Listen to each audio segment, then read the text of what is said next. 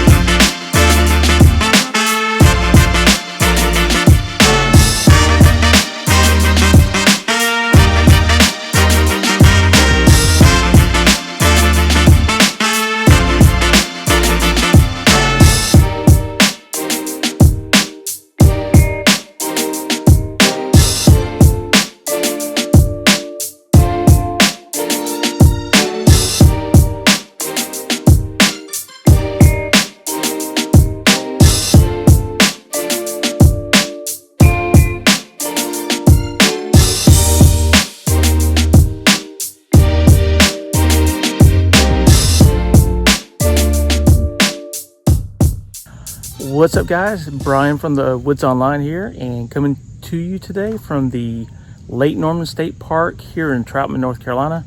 It's only a few minutes from our house, and doing something a little different this time. And if you remember last year, I think it was, I did a video with my Subaru, and did some car camping with my Subaru. Well, this time we'll do a little bit different here. Yeah, we're gonna do it with the 2018 Jeep Wrangler JL here, and it's not gonna be just me. It's gonna be my wife, and our two dogs. So we'll see how this works out, and stay tuned, and I'll show you how I'm gonna do it. All right, folks, I hope you can hear me over the generator going on over in the site, couple sites over. But anyway, just wanted to show you a really quick setup of what I'm using for the bed in here. I do have to make some cuts on the mattress. Basically what this is a fold-up mattress. It folds up into different sections here, makes into like a little sofa. I'll post you a little picture right here.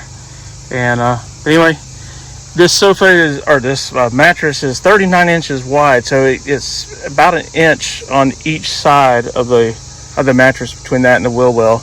Maybe a little bit closer, but you know, you do lose a little room over there, but I mean, you can stuff a pillow or something over there if you wanted to. But anyway, we're gonna give this a try. Like I said, I need to I'm not gonna do it today, but I need to make a cut up there for where the console is and make it like a little indentation so it'll lay down flatter. But what I did here, I'll show you.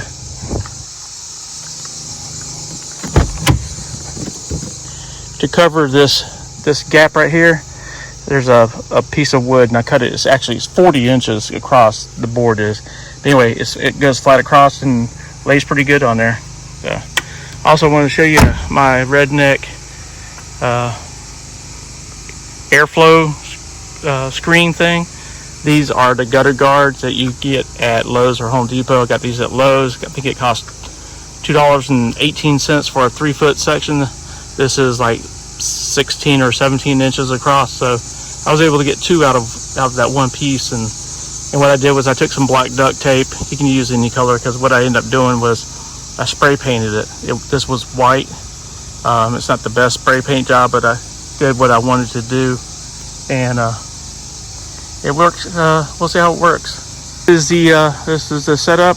I got my Outback table here set up. We're going to do some cooking. We're going to do some of the Mountain House So we'll just pull up the firebox and use the burner for it, Trangia burner. So I'm going to use that, make it simple. And like I said, this is just a quick overnight trip. And you can see there's the lake right down there. You do have access to it, and there's a trail down there as well. But I'll give you an idea. Here's my dog using the bathroom. There's a site right there next to us. Nobody's there right now, but there's a tent there. And then there's other sites up here.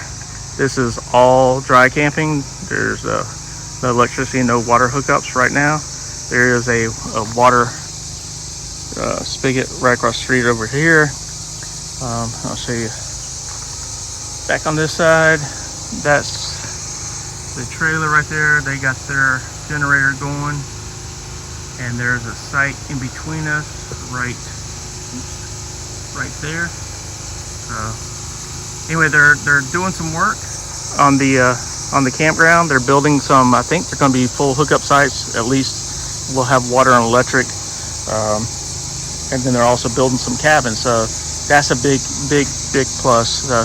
We've brought our motorhome here one time, and as you can see how unlevel these sites are. There's only a couple of sites that are kind of level, kind of where that trailer is, and I think there's one or two on the other side. This one right here next to us might be a little bit better, but yeah, that's the only downside of this campsite. Heidi, come here, get over here. But anyway, hopefully they'll get those done by the end of the year, so next year for camping season, everything will be a little bit better up here, and we may have to come up here and try it a little bit more. Only thing is it gets very warm. You don't get much of a breeze through here because of all these trees. I mean, it's pretty. And you got Lake Norman right there. Might have to go down there and look. I might be able to get my boat and beach it up there. I have to look at that later and see. Might have to remember that. But anyway, this is Lake Norman Campground, and like I said, trying out sleeping in the Jeep Wrangler. We've talked about getting the rooftop tent. We've talked about there's a tent that you can get that you connect to the back of it, kind of opens up in the back. We're really thinking about that one. Just putting a rack and putting a rooftop tent. It ends up being a lot of money. You end up spending between $3,000 to $4,000 by the time you get a rack and a cheap tent up there on top. So anyway, it's just another way of getting to places that where we can't take the motorhome. It's a 32-foot motorhome. It's rather big, and sometimes we'd like to go to more places like this. I mean, I know we can, places like get in like up there where that place is, or that trailer is. This is a long trailer. We could bring the motorhome up there. And I'll have to make some note of the sites up there so I can keep an eye on it. And we'll run our generator. I'm just kidding. But anyway, just wanted to show you this campsite. And we'll talk to you later. Bye. Yep. Went camping, or attempted to go camping. Had a great idea. Was going to camp in the back of the Jeep. Got it all set up. Was on site, waiting for Angie to come, for her to get off work, and by the time she got there, I was really worn out, and I just could not cool off. And don't know if it was just the heat or me, moving around, working around, loading up the Jeep earlier, and then setting up when I got there. But Lake Norman State Park, there is no air circulation up there. I mean, you are amongst trees. I mean, lots of trees, and there was no wind blowing, and there was no breeze at all. And to top that off, right before Angie got there, I went ahead and pulled out the thermocell just in case there might be mosquitoes, and wouldn't you know it, yep, mosquitoes came out. And they were still, thermocell was still trying to get going, and it was, I just couldn't cool off. And I just told Angie, I said, let's pack it up and go home. So it's not worth it. And it's a good thing we did. Rather than going straight home, we stopped by a fast food restaurant and grabbed some food through a drive-through and sat in one of the cars to eat it. And I noticed a dark cloud starting to come up, and it wasn't really bad dark cloud. It was just, you know, it wasn't the sunny skies before, and it was coming from that way from the lake. And last night, I don't know, about 8:30 or so, man, the bottom just let out.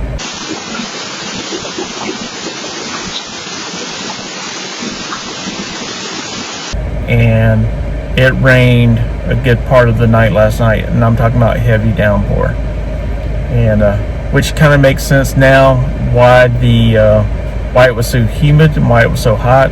There was rain coming, and there wasn't a whole bunch of campers up there, but those who were in tents, I feel you. It would have been miserable probably in the Jeep, because my rain vents that I made, I don't think they will keep out the rain. I may have to get some of those rain guards that you put on the windows there, but we would have had to probably shut the windows. We probably had rain coming in or something, and it just would have gotten miserable in the Jeep with the 2 people and 2 dogs. I think it's more of a cooler weather camping type thing. I did have my Ryobi fans ready to go. I had both of those to get us some air and get us some air circulation in there, but I just wasn't feeling it. I